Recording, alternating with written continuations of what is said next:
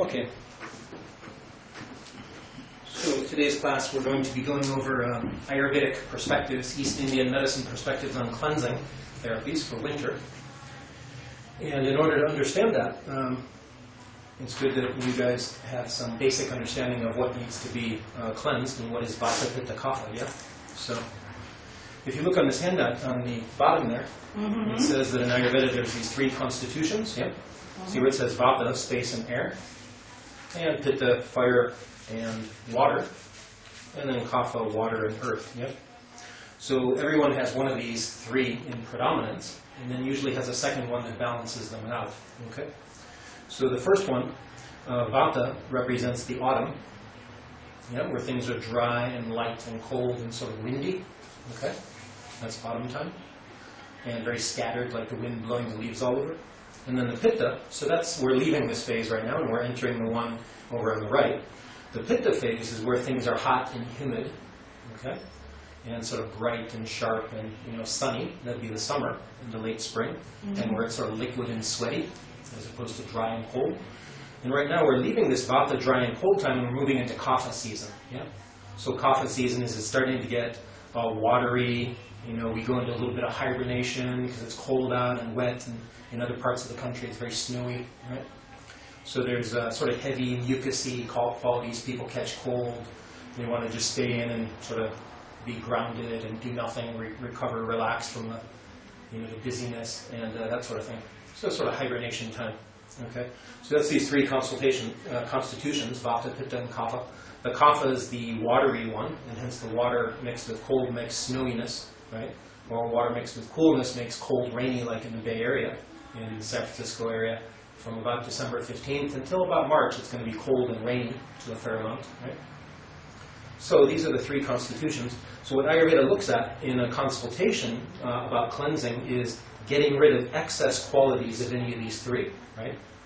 So for instance, looking at Kapha, someone who has Kapha imbalance would have excess oily qualities in their body.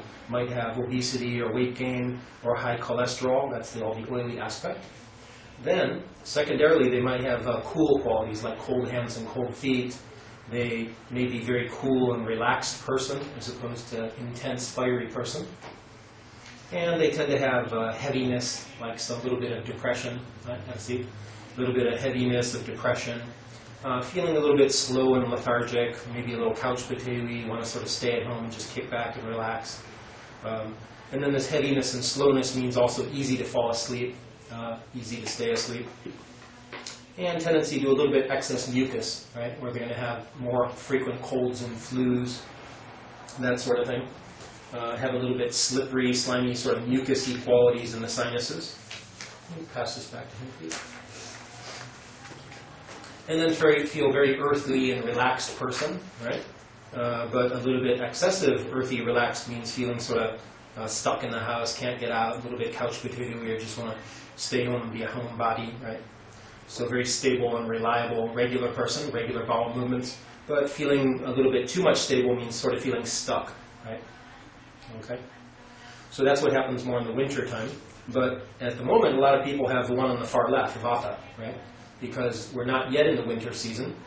So dryness means Vata disturbed individuals, or people who are genetically Vata disturbed, have a lot of chronic dry skin, dryness in the colon. They'll have dryness in the colon causing constipation, right? Dryness in the scalp and the hair, meaning like a little bit of dandruff or frizzies or split ends. They'll have light qualities, meaning a little bit of dizziness or perhaps being underweight, right? Or feeling lightheaded. And then number three there is cold. They'll tend to have cold hands, cold feet, and feel a little bit cold emotionally, sort of like fearful or anxious, wanting to run away from things. Heat expands and cold contracts. So contraction is like moving away from things, running away, feeling more anxious or fearful. And then hard can be like having uterine fibroids or fibrocystic changes in the breasts, or having little hard masses, maybe little cysts or nodules, right, from arthritis.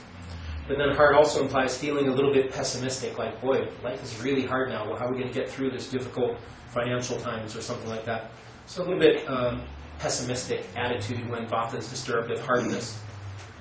And then subtleness means if the crack of the window or the door is open a little bit, they'll subtly cough, have dryness, or just feeling like, oh, is there a draft? The window's closed. Sure the window's not open? And a little bit sensitivity to the draft, right? Even though someone who's not Vata won't even notice it. So they have a subtle awareness of sounds, right? Like if the sound went off, even if it wasn't so subtle like that, they would jump. But even if it's not subtle and they hear a buzz and like, do you hear that buzz? What's that buzz? I hear a buzz. It's bugging me. Do you guys hear a buzz? No, I don't hear a buzz. I think there's a buzz going on. It's distracting me. Hey, what's that thing he's playing? Is that like a mantra or something? I can't focus. That mantra, it's like subtly disturbing me, right? Yeah. So what's that noise? So they're subtly sensitive, right? So we could call, when Vata is high, sort of sensitive individual. And because of this lack of water and lack of earthy groundedness, they start to get a little scattered, right? They're not grounded. And because of this, their mind is very monkey mind and hyperactive. But because of this, they actually tend to hold on to their earth element. And the Sanskrit word for earth is K-S-H-I-T, right? Kshit. But the K is silent. So they hold on to their poop, their shit. Means they get constipated because their mind is so scattered and ungrounded that the body, to make up for it, creates a little bit of constipation, right? Holds on to their center of gravity, their kshit, K-S-H-I-T, their poop. Mm-hmm. And when Vata is out of balance, they chant a mantra a lot, which is to say, compared to these other two, Pitta and Kapha will rarely use strong words, right? Pitta will use strong words, but when Vata is really out of balance, I've seen Vata patients, they'll frequently use the Sanskrit word for earth, right? Like saying, oh, shit, right? They'll call out shit a lot, right? So they might use that particular expletive, deletive, and although we might say, that's weird, strange, how come they keep saying that word? Well, it's basically because they're calling out for earth, right? Now, we wouldn't see that in our culture, but really they are using the Sanskrit word for earth, which is K-S-H-I-T, but the K is silent, shit. So they don't know that they're calling out to the earth, and it's partially because their mind is so ungrounded, right? So I'm making a joke about this, but it's actually true, right? Vata gets really ungrounded, and hence they hold on to their earth. So the other thing that happens in Vata-disturbed individuals who might not be genetically Vata is that rather than hold on to their earth and get constipated, they hold on to fat, means weight gain there, in order to ground them. So in our modern society, people start to build up excess mucus and excess fat because of the monkey mind, such hyperactive, scattered, overly movement-oriented society in the mind. And people can't deal with that, so either they hold on to the poop, the shit, in the case of the Vata. In the Pitta, they'll get a bit of a beer belly, right, just a paunch in the belly. And then Kapha, they'll gain overall weight gain, okay? So we can see how Vata could crank up Kapha as well. Okay, have a seat where you want it. And then, these are the three constitutions, right? So what happens is, when excess Vata happens in the autumn, and with our very Vata-disturbed society, means constantly on the go, and so much information overload. Hold on. What happens is that, with all this information on the go and information overload and so much multitasking, is that society is so fast-paced that Vata disturbs Kapha, right? And hence, the autumn season Vata, on all those qualities that are in us already, societally and culturally, and corporately and consumerly, all this fast-paced energy generates the opposite in the body, which means weight gain, which means mucus excess gain, right? And this Kapha, when it's out of balance, it's called ama. Ama means toxins or undigested qualities of food. So just the essence of Kapha, which is basically three things. It's fats, right? It's mucus, and it's calcium and salt, means minerals. So Kapha represents, number one, the fats in the body. We need fats for life. We need mucus for life. Mucus lubricates the intestines and all the orifices of the body. And we need minerals. We need calcium and we need salt.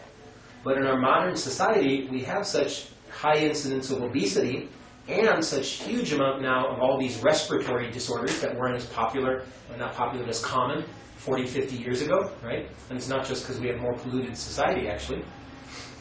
It's actually because Vata in the mind is so frenetic and hyperactive, this Vata principle, that the body, to overcompensate for that, either puts on weight gain and or cell phone disturbances. Perfect example of that, right? All this is brand new, right? So basically, the body, to overcompensate, either excessively generates mucus, or it generates more fat, or both, mucus and fat. right? And then what's the calcium aspect? Means we start to crave rich calcium foods, means cheese and dairy and ice cream and yogurt, or substitutes equivalents of that, like soy milk and all that, right? And at the same time, we crave very salty foods. So our diet becomes excessively salty, which causes water retention. But at the same time, those flavors, sweet and sour, sweet and salty, right? And oily or greasy, they're just the flavors that soothe our vata in the mind. So when the mind's all, I can't take it, I'm going to have a panic attack, I'm breaking down, this is crazy, I can't deal with it, what if I lose my job, and all this da-da-da-da-da monkey mind. When we eat a little bit of sweets, the mind gets calm. And then we eat some savory, salty food that's oily, and the mind gets calm. Right?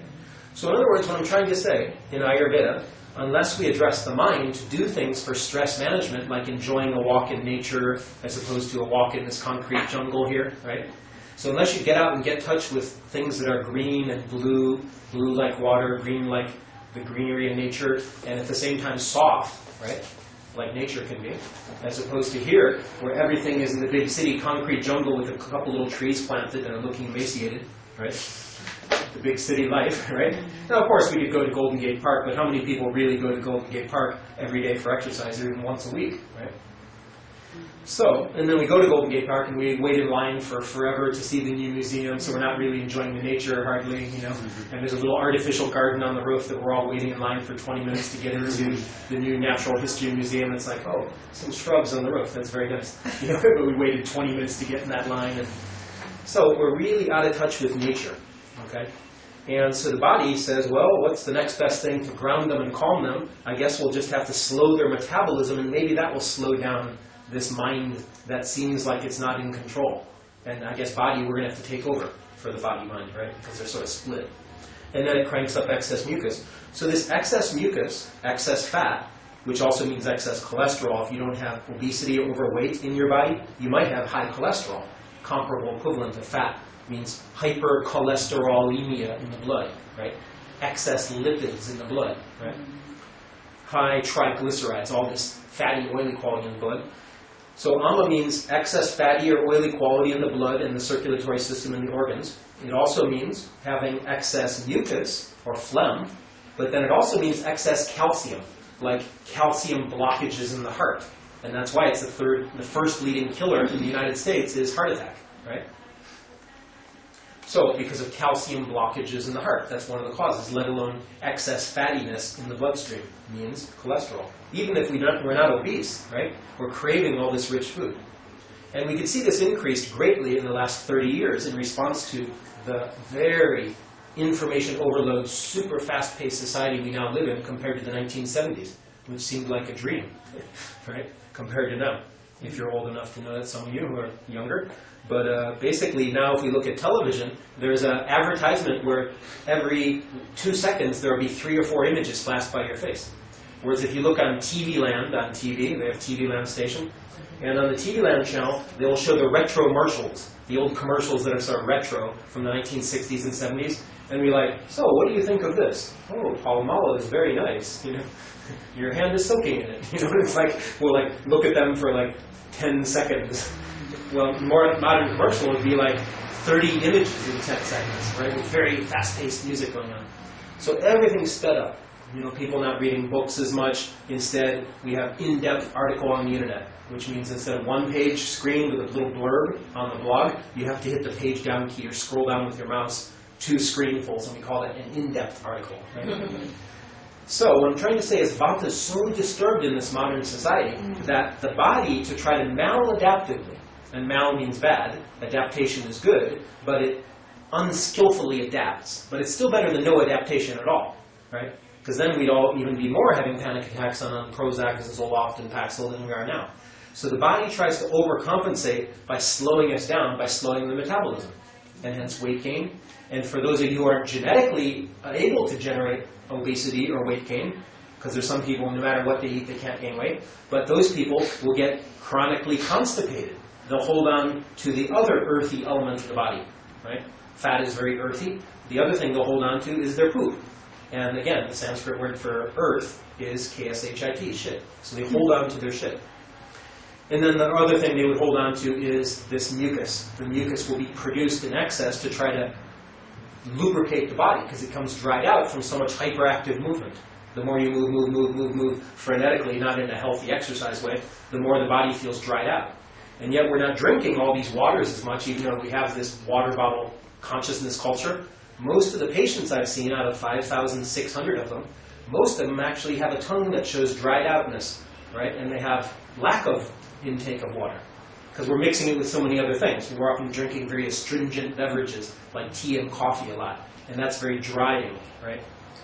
So more often than not, I find most patients, when you ask them how much water they drank today, they say, oh, well, maybe you see this little bottle, maybe 1 or 2 of those. That's very little. We're made up of water predominantly. This is 2 cups, right? So a kapha individual who is very earthy and large-framed, big-bodied, right, big-boned, they should drink 1, 2, 3, 4. 2 of these. That's 4 cups minimum. Usually 6 cups, which means 3 of these. But most patients I see will say they drank 2 or 3 bottles of water like this per day. And they say, well, what about coffee? What about tea? Doesn't that count? Well, no, we need pure water. We're not predominantly made up of coffee as human beings. We're predominantly made up of water. So, Pitta people, I'm Pitta. I'm sort of fiery and intense person, and neither thin nor fat. I'm sort of mesomorph in the middle. Pitta should drink 6 to 8 cups of water, right? Which 8 cups would mean 4 of these, right? And a Vata, so anyone who has Vata qualities and recognizes that in themselves, where there's some dryness or dry skin, dry hair, frizzy, split ends, feeling a little bit underweight, or if you're not underweight, you're normal weight, but you're feeling lightheaded and ungrounded or spacey is feeling light. Cold, and also light might mean sometimes your friends might say, man, can't you handle this? Stop being so wimpy. You're like a lightweight. What do you mean I'm a lightweight? I'm 140 pounds. How could you call me lightweight? No, you're being a lightweight. You're just running away from things. Come on, be grounded and stable. So we have that expression in English, someone is being a lightweight, right? So being a lightweight means, come on, buck up, man. Come on, have some strength. Well, partially it's because they're feeling light and ungrounded in their mind, so drink more water. So the next is cold hands, cold feet. If you're someone always having cold hands, cold feet, or feeling like, right, and you're afraid of watching the Stephen King horror movies, well, they're called chiller thrillers, right? And horror movies are chilly. They're cold. They give me chills, right? We don't call a horror movie a heater thriller. We call it a chiller thriller. So Vata's having chills, the whole cold hands, cold feet. They had a little bit of tremors due to cold. So they shouldn't be staying up late at night watching scary movies. And nowadays on television, everything's a scary movie. I'm serious. I mean, compared to 1940s and 50s and 60s, everything is just showing the most crazy, twisted, like wild, murderous versions of humanity. It doesn't matter what show you're watching. That's now shown in your face. And from any culture, right? I'm watching soap operas recently from Korea to understand other cultures, and they're also showing tremendous violence and stuff. So was that there first and they're just poetically showing us it? Or is it making us be more of that in our society? Hard to say. So but basically what we're trying to say is there's so much intensity of information overload and fast-moving pictures that are sort of cold and hard and rough and violent that it makes the mind sort of feel ungrounded and light. Did you see what they just showed on TV? Oh my God. Whoa. Right? And all that sort of stuff. It's more and more shock value. You notice this in the last 20 years on television for sure. Right? Out of Hollywood and not even Hollywood. Also in France.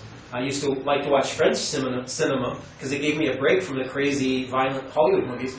But now, French cinema loves to start showing these Silence of the Lambs type characters, these mass murderers, but in a French way. I'm like, oh my God, this is a French movie? It's like Hollywood French version of showing some murderous, crazy guy, right?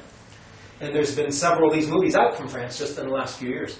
Same thing with Japan. They're now famous for these really twisted, scary horror movies. That's their new genre, right? That's just the scariest, twisted movies on the planet. So we're seeing this come out all over the place, right? We didn't see as much of this in the 60s, 70s, and before that, but in Hong Kong as well. Just tremendous violence, right? Glorified. So all of this is very Vata disturbing to the mind. It's like, right? And then if you're not scared by it or shocked by it, instead, you're Pitta. You love it. You go, no, it's great. There was an explosion in the first 5 minutes of the movie. This is a guy flick. Man, I loved it, right? Now, guy flick in the 50s was nowhere near that violent, right? So, boy. So everything is amped up in the area of Vata, fear and anxiety and speed, and it's fiery, and not fire, sped up and scattered, or it's amped up in the way of Pitta, intense, right? And hot and sharp. So what happens in response to this is the body has no choice but to generate excess kapha. Kapha is mom, right? Mom is sweet, right? It's got to generate some love. And the Sanskrit word for love is the same as the Sanskrit word for oil, right? So in other words, why do we crave oily food? Because there's so much less love in the culture, even though we keep talking about love, love, love all the time. Really, there's a lot less connection between your neighbors. So the Sanskrit word for love is the same as the word for oil. It's called sneha, sneha. So sneha means oil, and sneha means love, right? So what Ayurveda does is Ayurveda says, put some oil on your skin, and that's one of the topics of today, is put some oil on your skin so that you feel more loved, right? Okay? So in other words, it gives you a little layer of cushion, of fat, of protection against the crazy, cold, hard, rough society that we're now in. Okay? Cold, hard, and rough. That's very scattered. And everyone talks about ADD. Maybe I'm ADD, right? Maybe I got attention deficit disorder. Never heard any of this talk in the 40s, 50s, 60s, right? So did we just come up with all this? Did we invent it? Well, yes, we did, through our behaviors. And then we come up with labels to describe our behaviors in medical terms. ADD, right? Irritable bowel syndrome. All these other things, right? Okay. So what Ayurveda looks at is how to remove the cause so that you don't have to keep taking medicines, right? And to remove the cause is going to be in 5 areas of your life. The first one is sleep. Okay? So sleep means you got to go to sleep at a regular hour. But now, more than ever before, people stay up to the wee hours of the night. Why? Because they have television.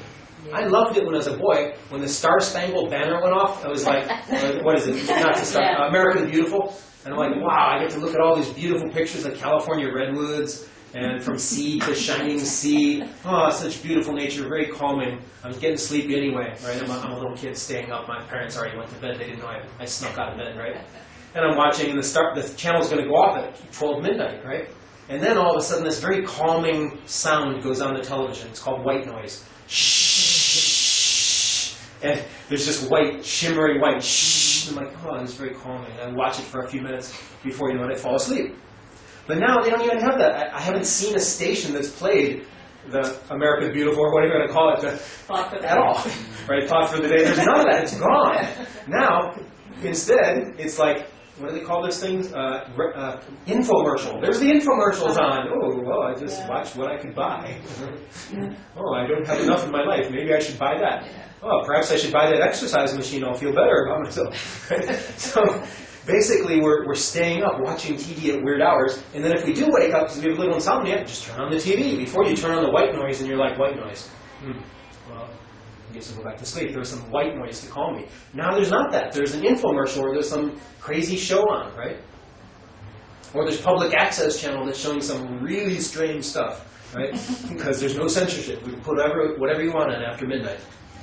So basically, Vata is so disturbed with, number one, insomnia, right? It's incredibly rare to meet patients who don't have either insomnia, means they're not sleeping sufficiently and not sleeping at normal hours. They're sleeping at weird hours, right? So maybe they say, oh, I sleep fine. I get 8 hours of sleep. When do you go to sleep? 3 in the morning. When do you wake up? About 9 or 10 or 11, right? So they're sleeping at weird hours. First and foremost, they have insomnia. They're sleeping at weird hours. And if they don't have insomnia, then they're having hypersomnia. They're sleeping 10, 12 hours a day, especially instead of waking up early to bed, early to rise. Keeps a person healthy, wealthy, and wise, says Benjamin Franklin.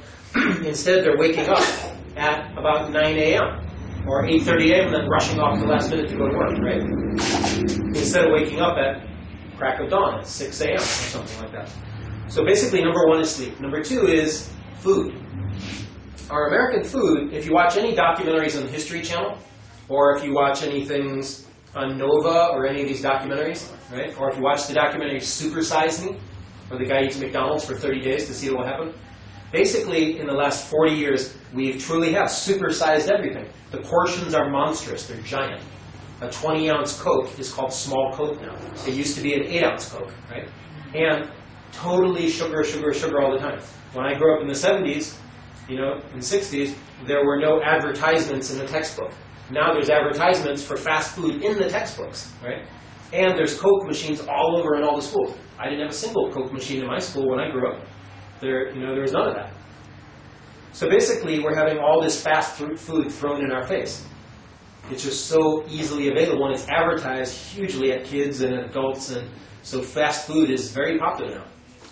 I was shocked when I saw the statistics. Something like your typical American eats fast food 3 times a week. I'm like, wow, that means McDonald's 3 times a week. I didn't know it was that bad, because I'm out of touch with that myself, because I don't do that for a long time. And the amount of Coca-Cola or other equivalent sodas drank per week is some shocking amount. I mean, I'm probably under lowballing the estimate when I say what I heard on the television program, but it was something like, it was like 15 cans a week of soda pop. So what, 15, let's say it's 16, so that would be 8. Yeah, that would be a lot. I mean, it's a huge amount, right? And I'm probably lowballing it by two times or something like that. But basically, we're drinking way more sugar. So there's one graph I saw that showed per capita intake of sugar in America, 1776. You know, we track these things, right? 1776, 1876, 1976. It was this massive increase in sugar intake. And that was in 1976. How is it now in 2006, 2008, 22 years later? Much worse. So the food is predominantly vata soothing in American diet. It's what's called the standard American diet, which is mostly the flavors that soothe vata. Sweet, sour, and salty. And that actually calms vata, says Ayurveda in Chinese medicine and Tibetan medicine. So by having some sweets, by having saltiness, and by having sourness, it soothes vata in the mind and the body. But then we do that in excess, because we have to earn more profits by selling a larger volume. Hey, it's only 50 cents more. You could get a all-you-can-eat popcorn. Well, if it's only 50 cents, okay. Would you like to upgrade to the Happy Meal as well? We'll throw in some, okay, sure, why not? What would be sour? Sour would be having lots of lemonade, right? Having lots of vinegar, right? Do Lemonade. Americans eat? Having lots of lemons, huh? Do Americans eat lots of lemonade and vinegar? You'd be surprised how much sour stuff we do, but not in the form of real fruits, but in the form of juices. We're a massive juice drinking culture, right? Those juices are not only sweet, we excessively sweeten them, but they're also tremendously sour. And we're over drinking these juices, saying, oh, it's healthy, odwalla. But who does odwalla, the healthier ones? Mostly it's like Minute Maid orange juice, right? We're drinking orange juice with every meal of the day almost, a lot of people. Right? At least 2 meals a day. We're pounding down all these juices. And we won't call them juice anymore because now they're like fake juices. They're like, but nevertheless, we're not overdoing the sour as much, but that's there, right? But we're mostly doing sweet and salty. But American diet is not bitter. Most people I meet as patrons can't even name a bitter thing. They're like, bitter. Is that like, I don't know. Well, bitter is coffee, right? So we're addicted to coffee, but we don't drink black coffee, right? We put tons of cream and sugar on it, and mocha. So, and what else is bitter? Very strong black tea, but we don't usually do that, right? And then what else is bitter? Bitter melon and bitter leafy greens, we don't do that. We do iceberg lettuce, right? Very plain. And in the last 100 years, there's been a huge decrease in the varieties of fruits and vegetables available in the U.S., actually all over the world. It's become a monoculture agriculture, right, with very few species, right? There used to be hundreds of species of apples, of lettuce, of potato, everything. Now there's 1 or 2 or 3 species of just about all the major foods. And we cut them down to the core groups, bananas and apples and oranges, and that's it, a little bit of lemon. So my point is, we're eating a much smaller range of food, and we're eating predominantly sweet and sour. So the American diet, this SAD, Standard American Diet, is sweet, sour, and salty. Then, these are just the flavors that soothe vata, but if you look over in the kapha, item number 8, in the kapha column, it says avoid sweet, avoid salty, right? Because it cranks up kapha in the form of mucus. Sweet is slippery, slimy. It causes depression by overindulging in sweet. And salty increases blood pressure and gives water retention, right? So a little bit of sweet and salty is fine, but we do tons of sweet and salty. And we also do lots of sweet and sour stuff, right? So the point is the flavors that soothe vata are just the flavors that crank up kapha in excess. And hence, slowly, slowly, although we go, oh, but there's no fat, it's fat-free, and it's 0-calorie Diet Coke, but it's sickeningly sweet. So aspartame and these sugar substitutes, although they're 0-calorie, they're still sweet in flavor. And sweet in flavor is predominantly water and earth element. So they slow down metabolism, says Ayurveda, even though they're 0-calorie. It's not calories as the sole issue. It's they're actually very slow in nature, sweet, and is made up of water and earth, and that slows down kapha digestion and creates more weight gain. Okay, so there you go. And at the same time, we're eating a huge amount of processed foods, and particularly meats, right? We're eating all kinds of processed meats that have 50% of penicillin production in the USA goes into chickens and cows.